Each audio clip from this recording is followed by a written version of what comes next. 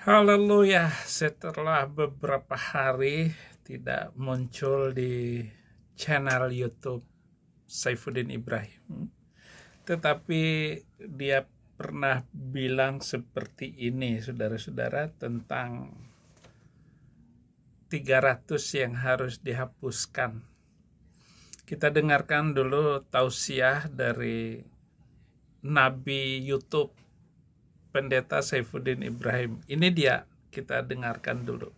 Oleh 40 orang dengan berbagai macam profesi, ada raja, ada hakim, ada nabi. Dan Musa itu sendiri menulis Alkitab. Yesus tidak menulis Alkitab. Yesus itu adalah kabar gembira, Evangelion, kitab suci itu sendiri. Yaitu firman yang turun dari langit, nampak ke bumi, mengajarkan kasih. Kasihilah musuhmu dan berdoalah bagi orang yang menganiaya kamu. Sementara kitab dari Arab itu menyuruh untuk menekuk leher orang, mencolok mata orang. Dan maaf ya, ini kasar sekali saudara-saudara. Sehingga permintaan saya untuk menghapus 300 ayat itu adalah kepastian dan keharusan untuk bangsa-bangsa yang mau hidup toleransi dan damai. Iya, itulah nasihat dari Nabi YouTube yang mesti didengar oleh negara-negara yang mau toleransi dan damai. Selama mereka tidak memperhatikan nasihat Nabi akhir zaman ini, maka Anda semua akan berada di dalam dilema dan ancaman-ancaman kehidupan yang tidak menggunakan hati nurani, dan pasti tidak pernah akan baik. Meramal bukan, itu nubuatan. Sebuah nubuatan Nabi akhir zaman, hapuskan 300 yang telah merusak masa depan zaman ini. Saudara, saya harus mengajak Anda semua agar sungguh-sungguh mengerti kenapa Pendeta Saifuddin Ibrahim itu tidak pernah berhenti untuk menyampaikan permasalahan hidupnya dengan berbicara dan kelurusan kehidupan kita di masa yang akan datang. Karena dia tahu persis, karena dia pernah hidup di bawah ancaman Nabi itu, yaitu sebuah ancaman ketidakharmonisan antara manusia satu dengan manusia yang lain. Dan apa yang dikatakannya itu tidak pernah sesuai dengan perintah Tuhan di dalam Alkitab. Oleh karena itu, saya kasih judul Tebarkan Benih Keselamatan. Di dalam Markus 16 ayat 15. Pergilah ke seluruh dunia, beritakanlah Injil kepada segala makhluk. Berkatilah, dan berarti saudara, berkata adalah jenis makhluk nyemot, bekantan. Nyemot berhitung panjang, yang merupakan hewan endemik pulau di Kalimantan. Saya pernah bertemu bekantan di KL, pernah bertemu bekantan di Kinabalu, dan saya diajak oleh seorang jenderal untuk keliling. Bahkan hanya untuk melihat bekantan itu, saudara-saudara, saya dikawal oleh mobil polisi. Apa kelebihannya? Adapun kelebihannya adalah sebagai penyebar biji-biji tanaman berbagai lokasi melalui kotorannya yang disebut juga endozookon, endozookor. Manfaat penyebaran adalah memperbanyak pertumbuhan berbagai jenis pohon di berbagai lokasi sehingga seluruh lokasi dipatati bermacam-macam jenis tumbuhan yang bermanfaat. Nah, bekantan ini nyemot yang paling toleran. Jadi kalau ada monyet yang hitam itu, nyemot yang hitam itu, dia kalah dan menghindar. Dia lebih baik mencari makan di pohon yang lain daripada dikerjain oleh nyemot hitam walaupun badannya kecil. Tetapi bekantan ini, saudara-saudara, nyemot Belanda gitu. Saudara, seperti setiap orang Kristen tidak lepas dari tanggung jawab memberitakan Injil yang diberitakan kemana-mana, berpusat pada pertobatan dan pengampunan dosa. Janji penerimaan karunia Roh Kudus dan nasihat untuk memisahkan diri dari angkatan yang jahat.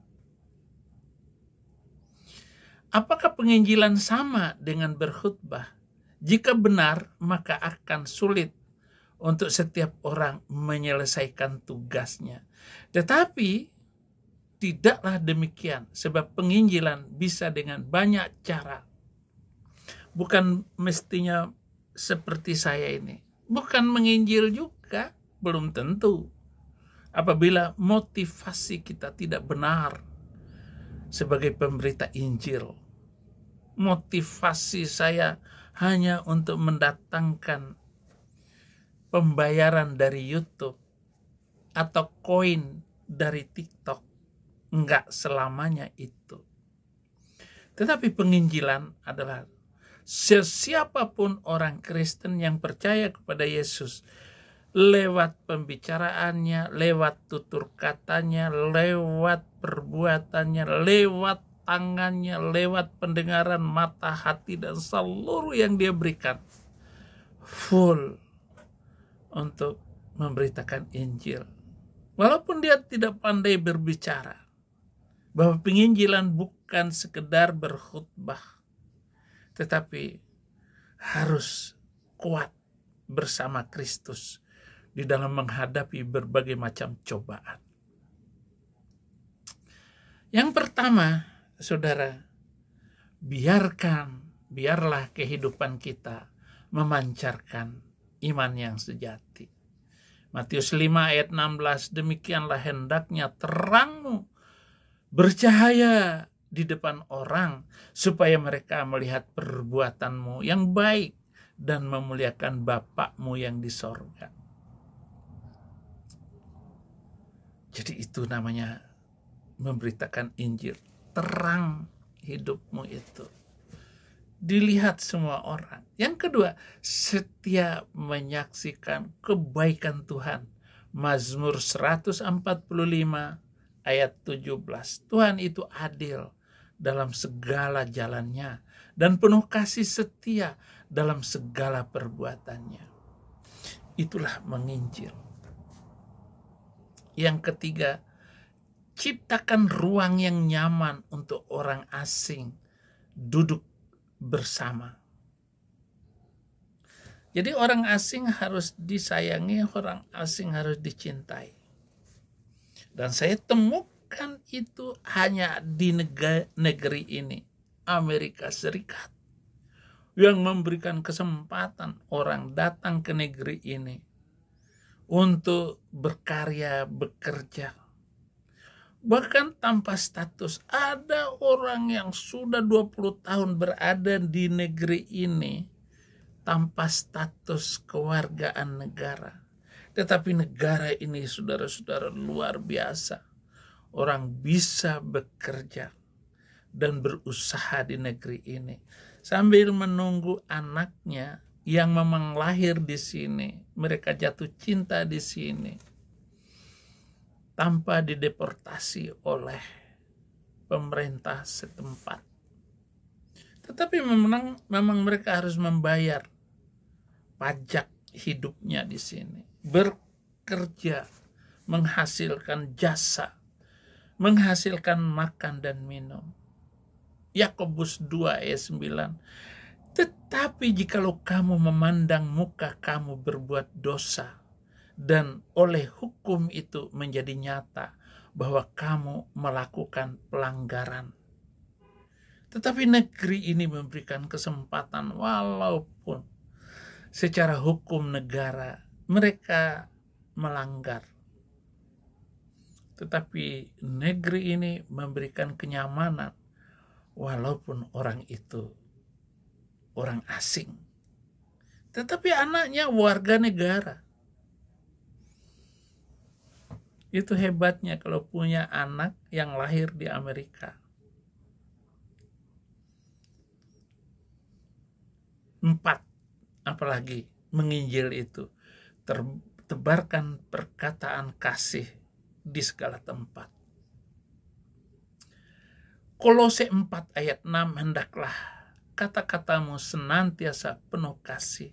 Jangan hambar, sehingga kamu tahu bagaimana kamu harus memberi jawab kepada setiap orang. Saya Pendeta Saifuddin Ibrahim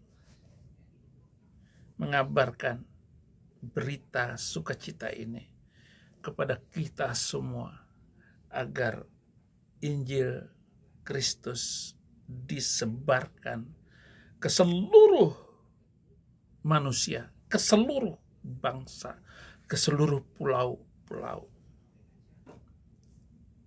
Selama pulau itu ada manusianya, mari kita kabarkan berita hanya Yesus Tuhan dan Juru Selamat. Tuhan Yesus memberkati.